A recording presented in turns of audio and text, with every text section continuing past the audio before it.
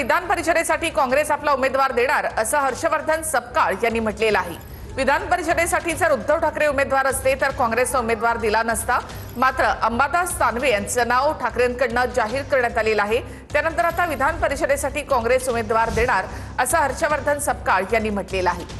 काँग्रेसच्या भूमिकेसंदर्भात उद्धव ठाकरे बघतील असं अंबादास दानवे यांनी म्हटले। ठाकरेंकडून एका शिवसैनिकाला पुन्हा एकदा सभागृहामध्ये जाण्याची संधी दिली असं अंबादास दानवे यांनी म्हटलेलं आहे। विधान परिषदेची उमेदवारी अंबादास दानवे यांना जाहीर करण्यात आली आहे। उद्धव ठाकरे हे विधान परिषदेवर जाण्यासाठी इच्छुक नव्हते, त्यामुळे अंबादास दानवे यांनाच पुन्हा एकदा संधी देण्यात आली आहे। दुसऱ्यांदा अंबादास दानवे हे विधान परिषदेवर जाणार आहेत। तर तिथे काँग्रेसने देखील उद्धव ठाकरे जर उमेदवार असतील तर आम्ही उमेदवार देणार नाही असं म्हटलं होतं। मात्र आता ठाकरेंकडून अंबादास दानवे यांचं नाव जाहीर करण्यात आल्यानंतर आम्ही काँग्रेस म्हणून आमचा उमेदवार देणार असं हर्षवर्धन सपकाळ यांनी म्हटलेलं आहे। त्यामुळे महाविकास आघाडीकडून अंबादास दानवे यांचं नाव जाहीर करण्यात आलेलं असलं तरी काँग्रेसकडून मात्र उमेदवार दिला जाणार आहे। हर्षवर्धन सपकाळ सध्या दिल्लीमध्ये आहेत। दिल्लीमध्ये नेतृत्वाशी हर्षवर्धन सपकाळ हे चर्चा करणार आहेत।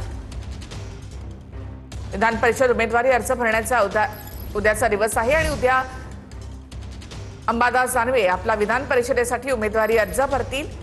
मात्र काँग्रेसही उमेदवार देणार अशी माहिती मिळते। हर्षवर्धन सपकाळ सध्या दिल्लीमध्ये आहेत।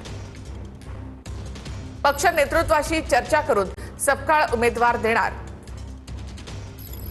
तर काँग्रेस विधान परिषदेसाठी उमेदवार देणार असल्याचं सपकाळांनी म्हटलेलं आहे।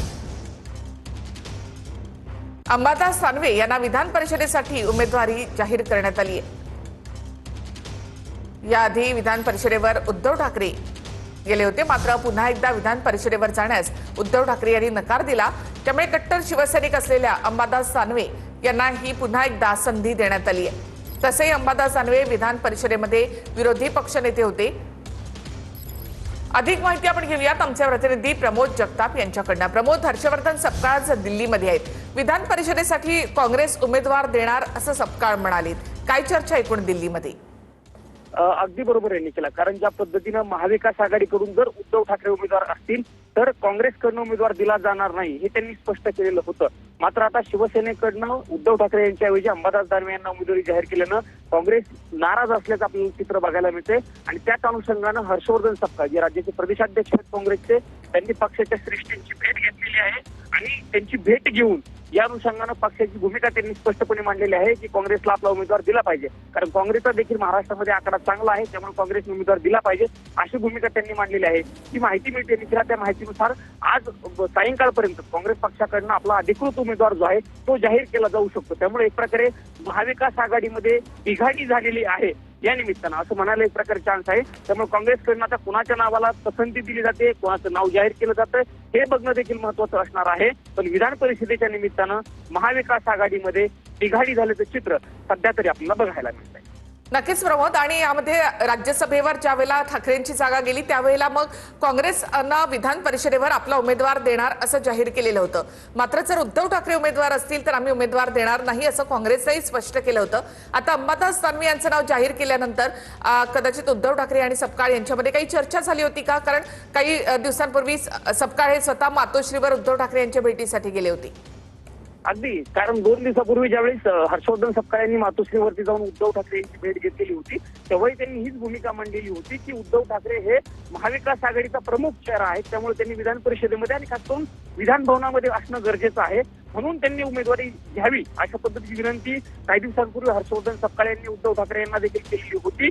मात्र उद्धव ठाकरे यांची स्वतःची इच्छा नव्हती किंवा पक्षामध्ये त्यांनी बोलताना तसं स्पष्टपणे काही नेत्यांची खासगीत बोलताना सांगितलेलं होतं की मी मुख्यमंत्री झालो होतो म्हणून विधान परिषदेवरती गेलेलो होतो, आता माझ्याकडे कुठलंही पद नाहीये त्यामुळे मला विधान परिषदेवरती जायचं नाहीये असं त्यांच्याकडनं सांगितलं गेलेलं होतं।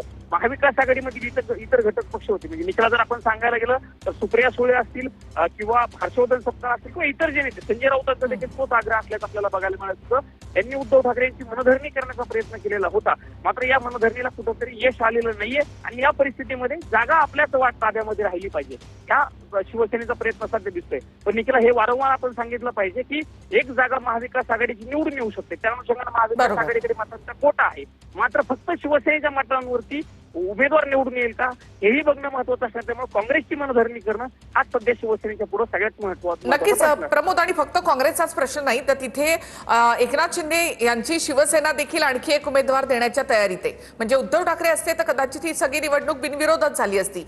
मात्र आता उद्धव ठाकरे नाहीत, त्यामुळे मग शिंदेकडनं देखील एक्स्ट्राचा एक उमेदवार दिला जाऊ शकतो. त्यामुळे आणखी पेच निर्माण होऊ शकतो या सगळ्यामध्ये. निखिला, काही दिवसांपूर्वी आम्ही दिल्लीमध्ये महायुतीच्या काही वरिष्ठ नेत्यांची खाजगी गप्पा मारत होतो. त्यावेळी त्यांनी स्पष्टपणे सांगितलं होतं की उद्धव ठाकरे हेच उमेदवार असतील तर ही विधान परिषदेची निवडणूक बिनविरोध होईल, अन्यथा ही निवडणूक 100% आमच्याकडनं एक्स्ट्रा उमेदवार दिला जाईल. ज्या पद्धतीने त्यांची भूमिका राज्यसभेला होती, शरद पवार स्वतः जर दुसरा उमेदवार असेल तर आम्ही दुसरा उमेदवार देऊन तो निवडून आणू, ही महायुतीची भूमिका असल्याचं आपल्याला नक्कीच बघायला प्रमोद, थोडंसं थांबवते. राष्ट्रवादीचे शशिकांत